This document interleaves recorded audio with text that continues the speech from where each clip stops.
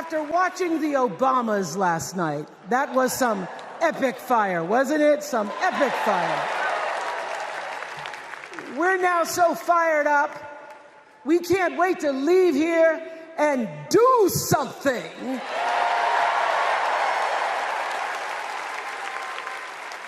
And what we're going to do is elect Kamala Harris as the next president of the United States.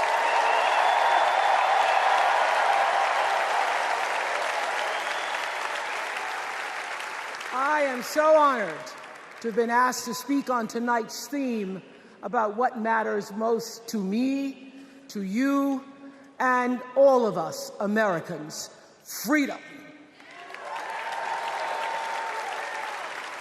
There are people who want you to see our country as a nation of us against them, people who want to scare you, who want to rule you, people who'd have you believe that books are dangerous and assault rifles are safe, that there's a right way to worship and a wrong way to love, people who seek first to divide and then to conquer. But here's the thing. When we stand together, it is impossible to conquer us.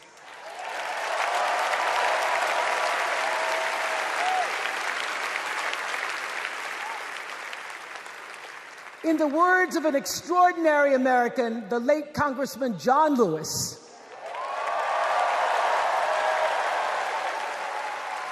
he said, no matter what ship our ancestors arrived on, we are all in the same boat now.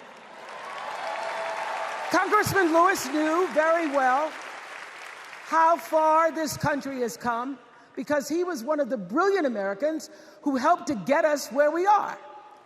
But he also knew that the work is not done. The work will never be done because freedom isn't free. America is an ongoing project. It requires commitment. It requires being open to the hard work and the heart work of democracy. And every now and then, it requires standing up to life's bullies.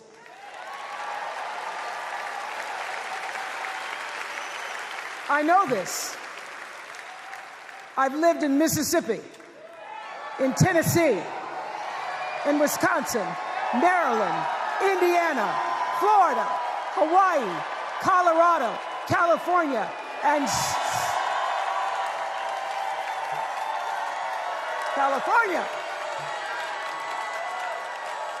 sweet home Chicago, Illinois.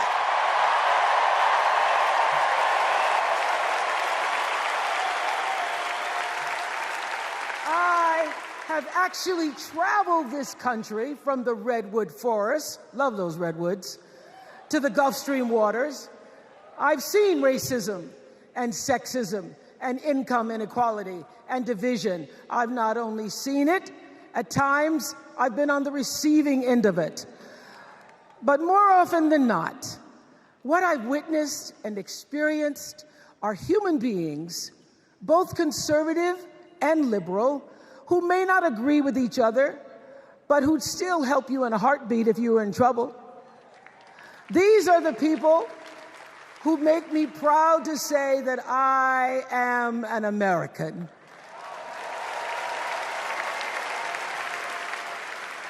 They are the best of America. And despite what some would have you think, we are not so different from our neighbors. When a house is on fire, we don't ask about the homeowner's race or religion. We don't wonder who their partner is or how they voted. No. We just try to do the best we can to save them. And if the place happens to belong to a childless cat lady,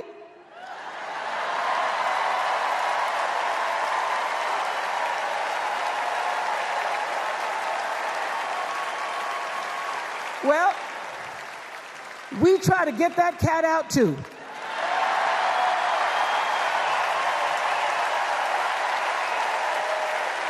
Because we are a country of people who work hard for the money, We wish our brothers and sisters well, and we pray for peace. We know all the old tricks and tropes that are designed to distract us from what actually matters, but we are beyond ridiculous tweets and lies and foolery. These are complicated times, people, and they require adult conversation. And I welcome those conversations because civilized debate is vital to democracy, and it is the best of America.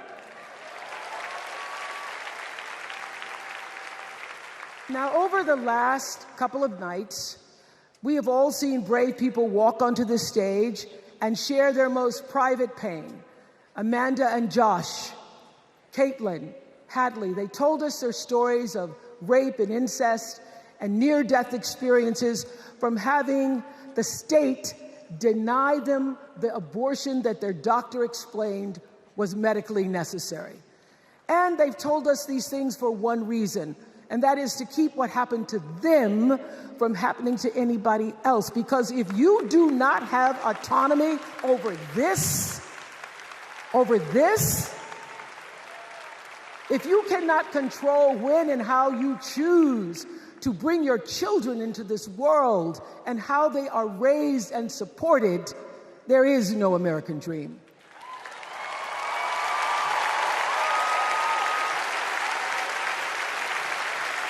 The women and men who are battling to keep us from going back to a time of desperation and shame and stone cold fear, they are the new freedom fighters. And make no mistake, they are the best of America.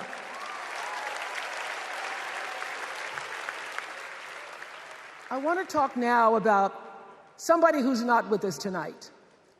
Tessie Prevost Williams was born in New Orleans not long after the Supreme Court ruled that segregated public schools were unconstitutional. That was in 1954, same year I was born.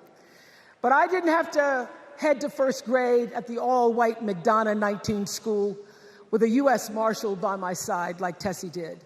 And when I got to school, the building wasn't empty like it was for Tessie. You see, rather than allowing McDonough to be integrated, parents pulled their kids out of the school, leaving only Tessie and two other little black girls, Gail Etienne and Leona Tate, to sit in a classroom with the windows papered over to block snipers from attacking their 6-year-old bodies.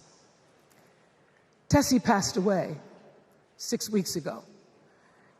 And I tell this story to honor her tonight because she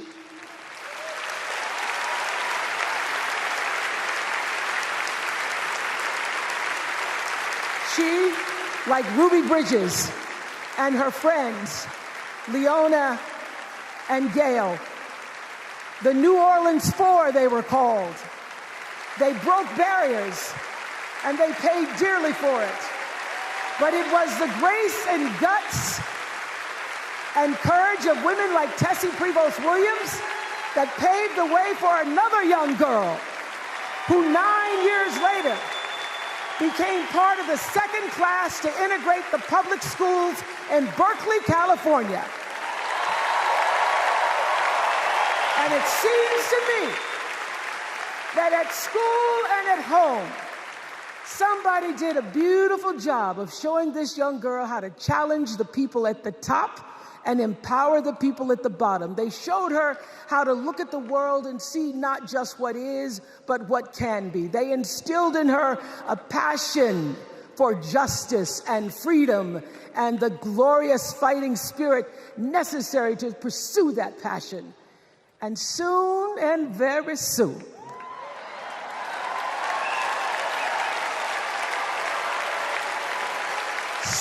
very soon, we're going to be teaching our daughters and sons about how this child of an Indian mother and a Jamaican father, two idealistic, energetic immigrants,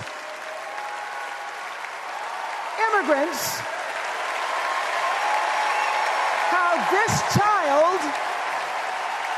grew up to become the 47th President of the United States. That is the best of America.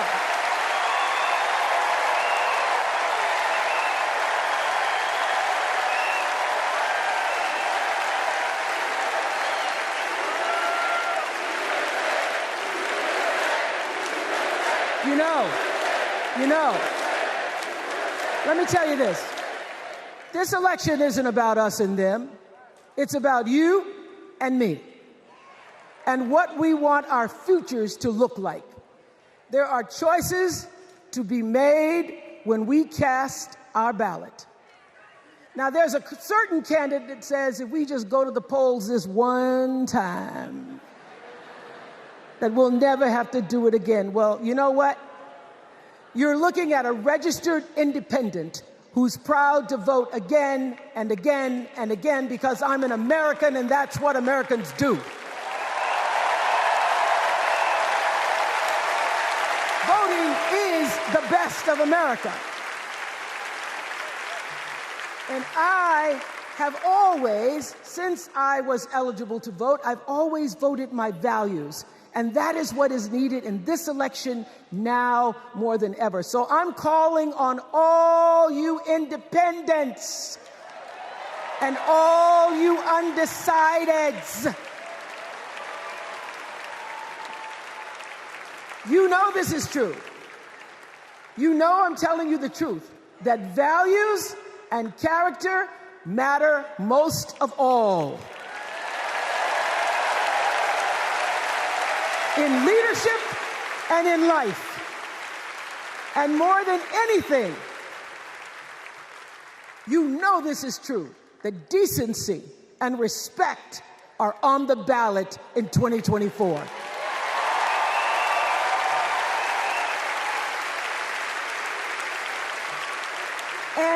And just plain common sense. Common sense tells you that Kamala Harris and Tim Walz can give us decency and respect. They're the ones that give it to us. So, we are Americans. We are Americans. Let us choose loyalty to the Constitution over loyalty to any individual. Because that's the best of America. And let us choose optimism over cynicism, because that's the best of America. And let us choose inclusion over retribution. Let us choose common sense over nonsense.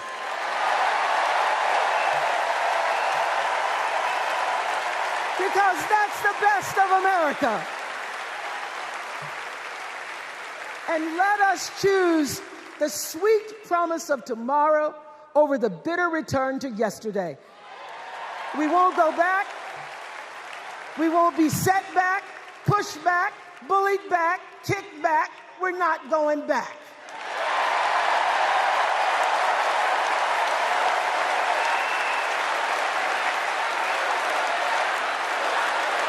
Not going back. We're not going back. So, let us choose. Let us choose truth. Let us choose honor.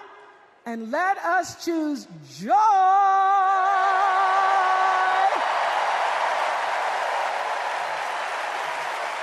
Because that's the best of America. But more than anything else, let us choose freedom. Why? Because that's the best of America. We're all Americans, and together, let's all choose Kamala Harris.